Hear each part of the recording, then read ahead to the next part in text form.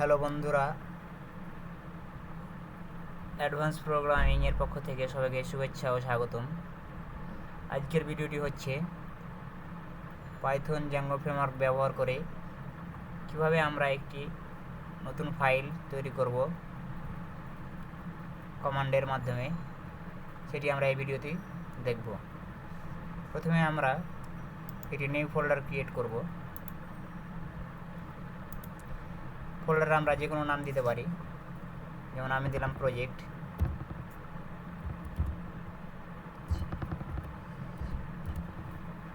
Enter press করি। এরপর আমরা এই প্রজেক্ট ফাইলের ভিতরে প্রবেশ করব। এখানে কোনো ফাইল নেই, তাই আমরা কমান্ডের মাধ্যমে এই ফাইলগুলো তৈরি করব। প্রথমে আমরা এখানে ক্লিক করব।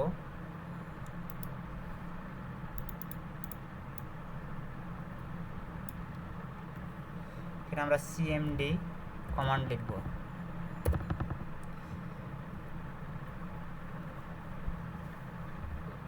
এখন দেখতেই পাচ্ছেন যে এটি আমরা ব্ল্যাক কনসোলে নিয়ে এসেছি। এখান থেকে আমরা আমাদের প্রজেক্টের ফাইলগুলো ক্রিয়েট করতে পারবো। প্রথমে আমরা পাইথন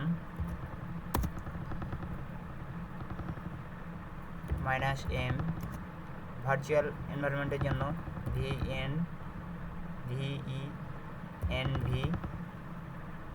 এবং আমাদের ফাইলের একটি নাম দিতে হবে। আমরা এখানে যে কোনো নাম দিতে পারি।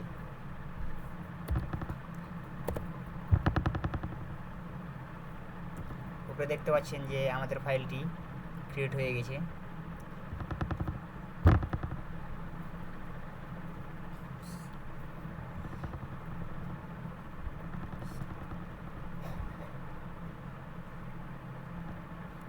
এরপর আমরা ফাইলের ভিতরে প্রবেশ করব। ফাইলের ভিতরে প্রবেশ করতে হলে আমাদের সিডি কমান্ড ভি লিখলি আমরা প্রবেশ করব ফাইলে। আমরা ভি ফাইলের ভিতরে প্রবেশ করে দেখে নেব যে আমাদের কী কী ফাইলগুলো অটোমেটিক ক্রিয়েট হয়ে গেছে। এই স্ক্রিপ্টের মধ্যে অ্যাক্টিভ, এই ফাইলটি ক্রিয়েট করতে হলে আমাদের অ্যাক্টিভেট করতে হবে। অ্যাক্টিভেটের জন্য সিডি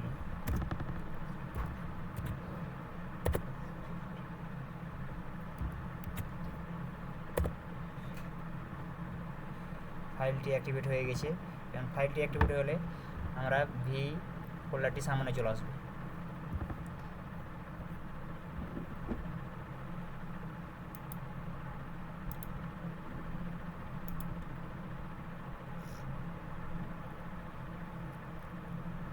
তখন আমাদের জ্যাঙ্গো প্রজেক্টটি ইনস্টল করে নিতে হবে।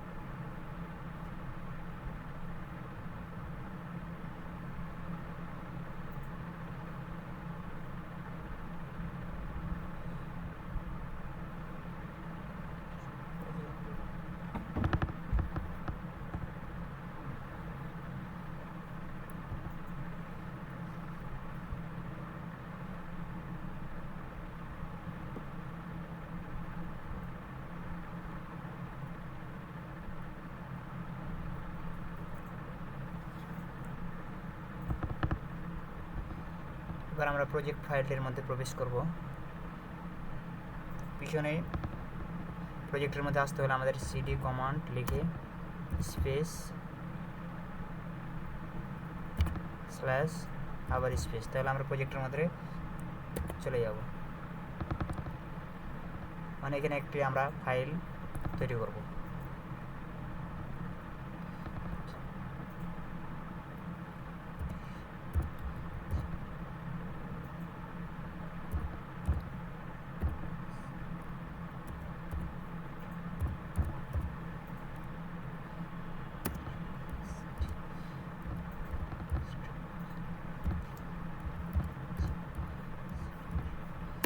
আমরা যে প্রজেক্টটির যে নাম দেব সেই নামটি এখানে লিখে দেব।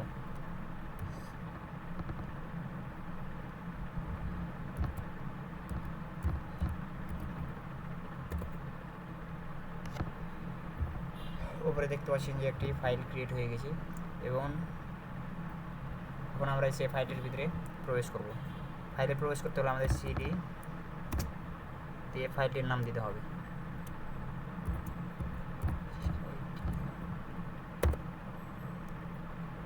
এবার আমরা এই ফাইলটি সার্ভারে রান করে দেখব।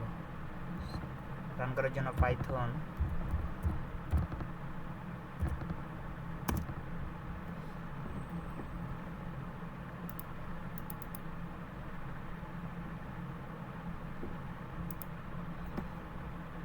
manage.py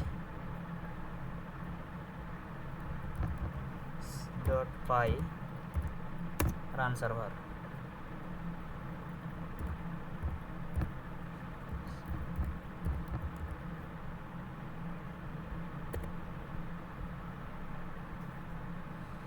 আমাদের এখানে একটি লিঙ্ক দিয়ে দিয়েছে, এই লিঙ্কের মাধ্যমে আমরা বুঝতে পারবো আমাদের প্রজেক্টটি সাকসেসফুল হয়েছে কিনা।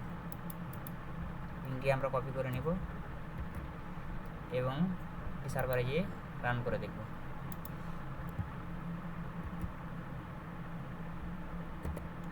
কংগ্রাচুলেশন, আমাদের প্রজেক্টটি সাকসেসফুল হয়েছে এবং আমাদের ফাইলগুলো ক্রিয়েট হয়ে গেছে।